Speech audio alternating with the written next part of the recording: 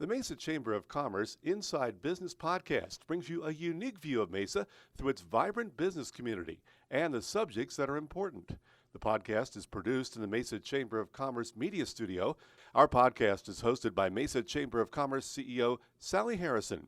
Please enjoy this episode of the Mesa Chamber Inside Business Podcast. Hi everybody, this is Jeff Bear, and I am so proud to be here representing the Mesa Chamber of Commerce Healthcare Subcommittee, Mental Health Subcommittee out of that. And today we have the great pleasure of having two stellar representatives from Copa Health. The first is Betsy Alpers, and we also have Sara Clancy. They are both with what is called the ERS, Employment Related Services Division of Copa Health in Mesa. So Betsy, why don't you, since you have seniority over everybody here. I don't know about that seniority. I think you got seniority going. Tell us a little bit about Copa and maybe, your growth with Copa as well over the decades you've been there. So. Oh my goodness. Well, I started in 1990 with Mark Center, working in a group home as a life skills instructor, and advanced to a supervisor of the group home and then a program coordinator. And I did that probably, I'm guessing, about 7 years, and then moved to the employment-related services. And I'm telling you, that's where my heart is, because I see so much change in people that we work with.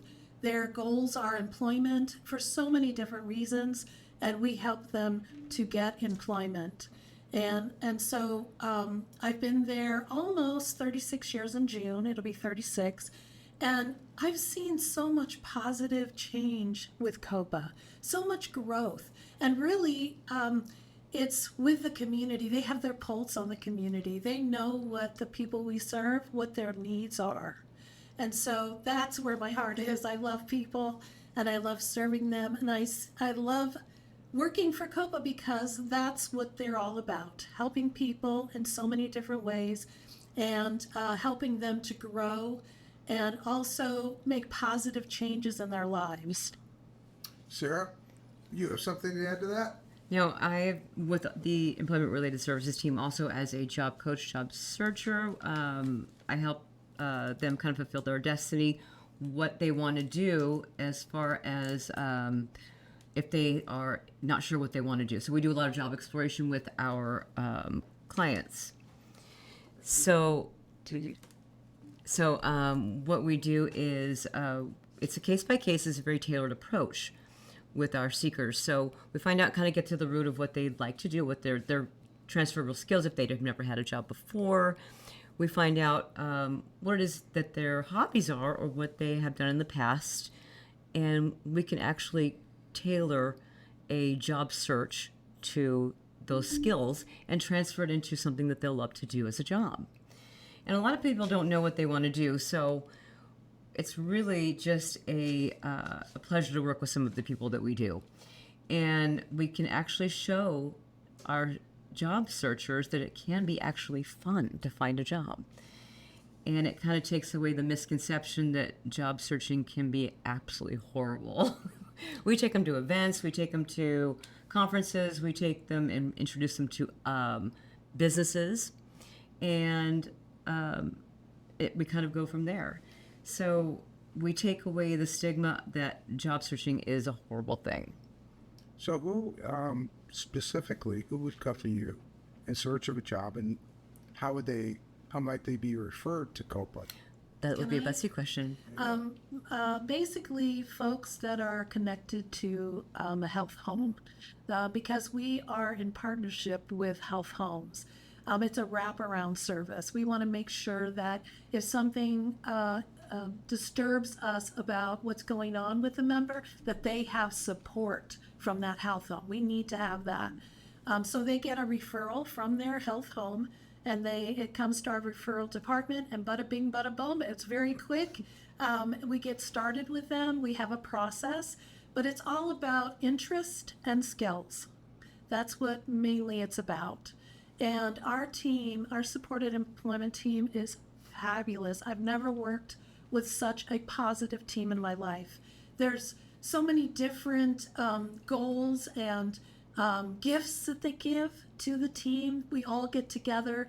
If one person is struggling to find a job or to help a person find a job, we all put our heads together to make it happen. And really, where it is don't come to the program with an attitude that you can't do it. It's got to be a can-do attitude. We can help you with motivation and things like that, but the people that are successful are the ones that say, I can do. And that's where the magic happens. So I'm very familiar with your program, but the audience doesn't know much about words like enclave. So tell us what an enclave is and what kind of businesses, in local businesses, I'm not giving anything away. I'm going to let you guys talk about some of these, because when you go down a list of businesses and entities in the, not just Mesa, but in the Valley, the Copa Health through the ERS department has enclaves working for them. It's amazing. So tell us first maybe split it up, Sara, Betsy. What's an enclave? How many people are in an enclave, and some of the businesses that these enclaves work with? I'll take the first part. The work adjustment training is a wonderful program. Yes. Because when people they can't do the job they did before, they have to kind of think about what they can do, maybe because they have a brain injury or something. I believe that anyone can get a job. There is a job for everyone, okay? The training program helps people with soft skills and also learning other skills, okay? So it is kind of a stepping stone to supported employment, if you want to look at it that way. It's a temporary program, but we focus in the work adjustment training on their goals. And then you want to take the enclaves?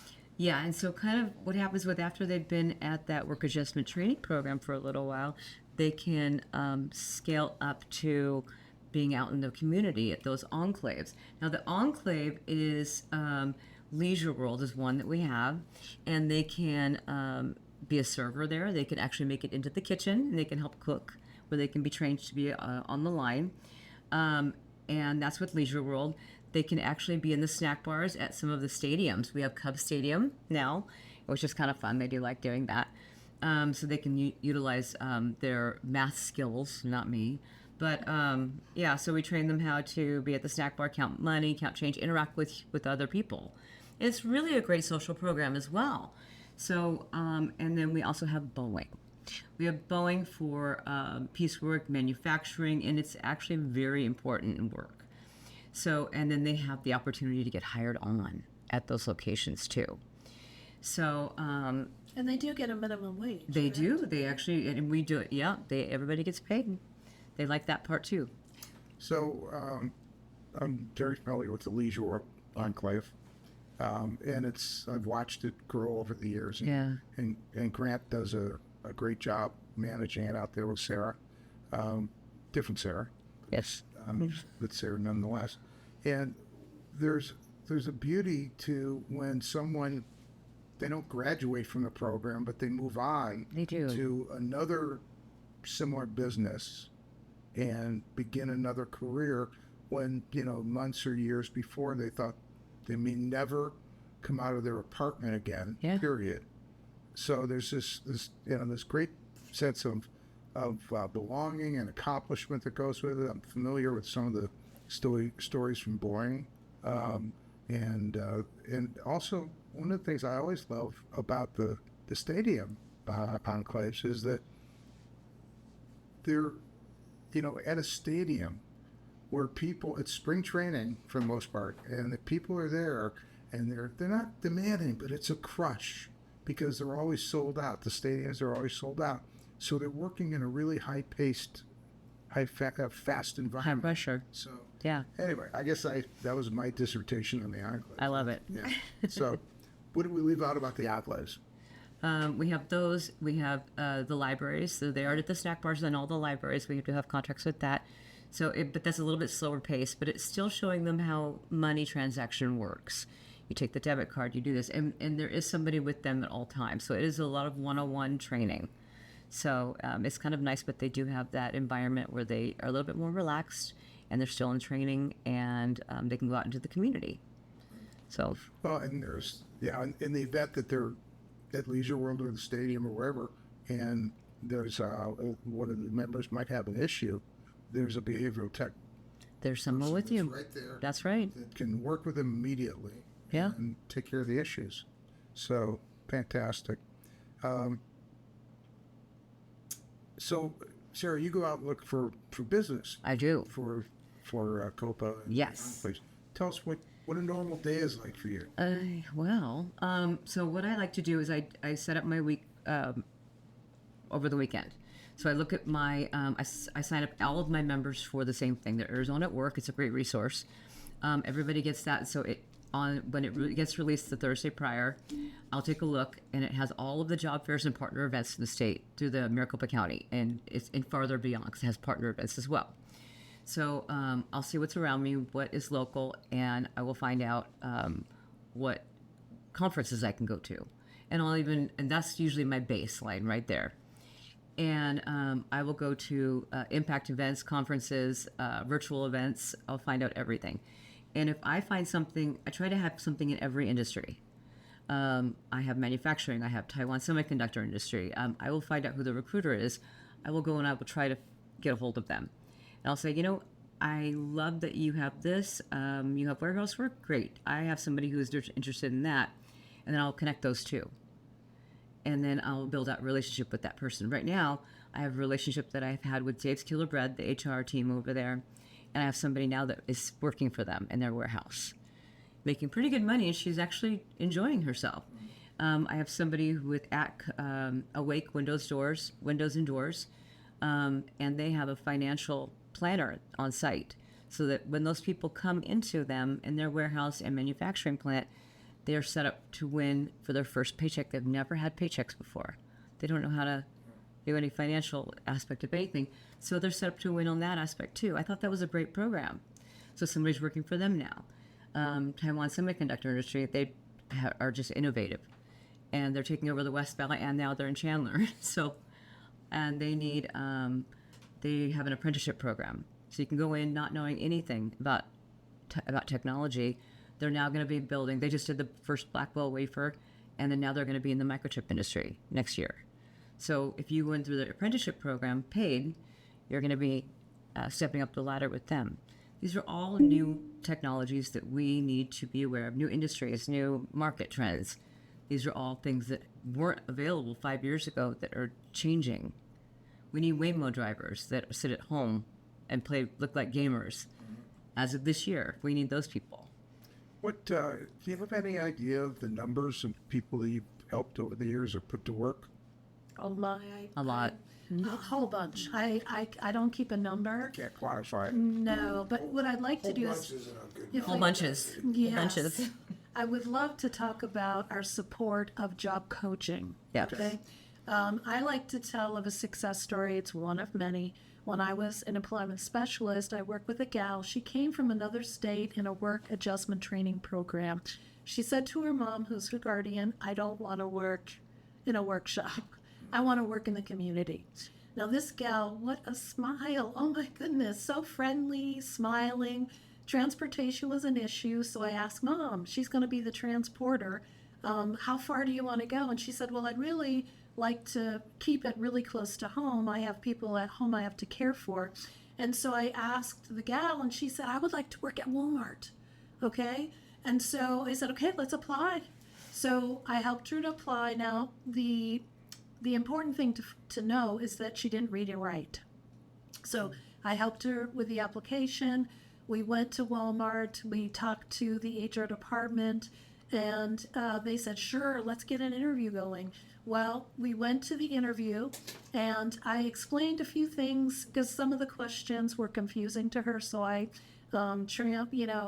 made them clearer for her, and she did great in the interview, and they hired her. And they said, where would you like to work? And she said, well, I love clothes. So can I work in the clothing department? And so they hired her in a clothing department, and she matched the sizes because she could match sizes and colors and things like that. She was great with customers. The tricky part is Walmart has a computer training. So when I helped her through the orientation, which was quite the feat because I had to read everything to her and then give it to her guardian to sign. And then every computer testing that she had to do, I sat side by side with her. But that is a success story. She was very good with the customers, smiling all the time, and she was a real asset to Walmart. And that's just one of many. But she claimed her life back. She did, and it was happiness. It brought her happiness. Yeah. I think that's the thing that I saw over the years that I was around the program is that I had one exceptional story that I thought came out of the Boeing group, and we'll just say his name was Charles. So Charles used to work up at Boeing in Seattle, and he was working on the 747s, and he got laid off. And when he got laid off, he lost the job.